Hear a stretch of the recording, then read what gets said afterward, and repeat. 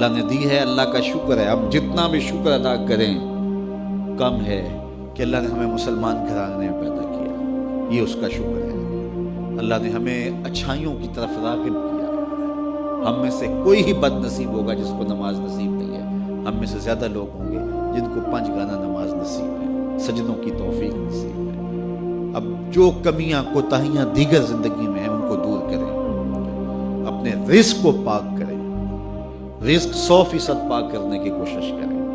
رزق اگر ناپاک ہے تو پھر باطن کبھی روشن نہیں ہو سکتا, باطن میں کبھی بھی اجالے نہیں ہو سکتے اگر رزق پاک ہے.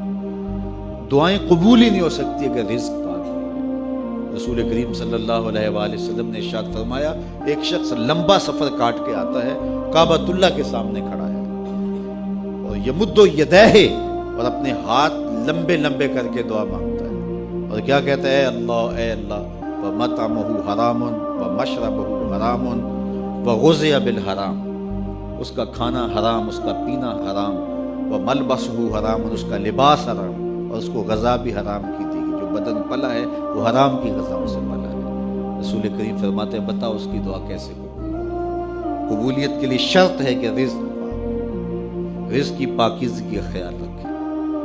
والدین کی رضا میں اللہ کی رضا رکھی گئی ہے. اگر والدین راضی نہیں ہیں تو پھر رب کی رضا نصیب نہیں ہوگی. ہاں, صرف والدین اگر اللہ کے حکموں کو توڑنے کا کہیں تو ان کی یہ بات نہیں مانی جائے گی, باقی امور میں ان کی بات تسلیم کی جائے گی, اور ان کی رضا میں اللہ کی رضا چھپی ہوئی ہے.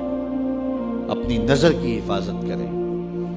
نگاہوں کی پاکیزگی عبادتوں میں سرور کا باعث اور سبب ہے, اور نگاہوں کی غلاظت سے عبادت کا سرور چھن جاتا ہے. دور موجود کے فتنوں میں سے یہ سوشل میڈیا بہت بڑا فتنہ بن کے ہمارے سامنے آیا ہے. بالخصوص نوجوانوں کی زندگی کی ساری لطافتیں چھین لی اس نے, اور جس کے نتیجے کے اندر وہ حقیقی لذت جو عبادات کی, ذکر و فکر کی نصیب ہونی چاہیے تھی, اس سے موجودہ نسل جو ہے وہ بالکل دور ہو گئی. انہیں پتہ ہی نہیں ہے کہ سجدوں کا سرور کیا ہوتا ہے, سحری کے جاگنے کا لطف کیا ہے, اللہ اکبر, رب کے حضور آنسو بہانے کا سرور کیا ہے.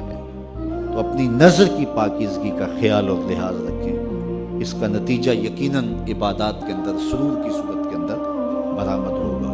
اللہ آپ کی حفاظت کرے, اور ہر جان یہ دیکھے اس نے آنے والے کل کے لیے آگے کیا بھیجا ہے. یہ دنیا بوائی کا موسم ہے, آخرت کٹائی کا موسم ہے.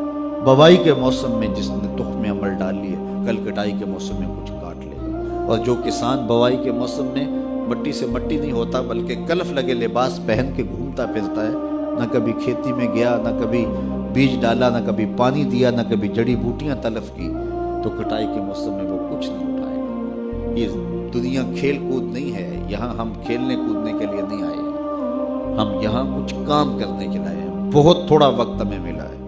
60 سال 50 سال 70 سال کیا وقت ہوتا ہے. وہ میرا ایک دوست نکال رہا تھا کہ 60 سال اگر زندگی ہے 50 سال, تو اس میں 8 گھنٹے روز سونا ہو, تو اگر 45 سال زندگی ہے تو 15 سال تو یہ نکل گیا, باقی 30 سال بچے. تو اس طرح 8-10 سال بچپن کے جو مدہوشی کے تقریباً ہیں وہ بھی گزر گئے. پھر روز 2-3 مرتبہ واش روم میں جانا پڑتا ہے, تو 13 سال اس نے نکالے تھے. کہ بڑے سال تمہارے پاس ہیں تو 13 سال ہیں. یہ ہے کل ٹوٹل زندگی.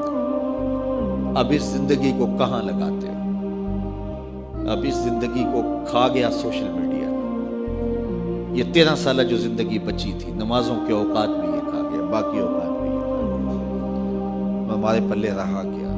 پھر جب جائیں گے کیا خالی ہاتھ جائیں گے؟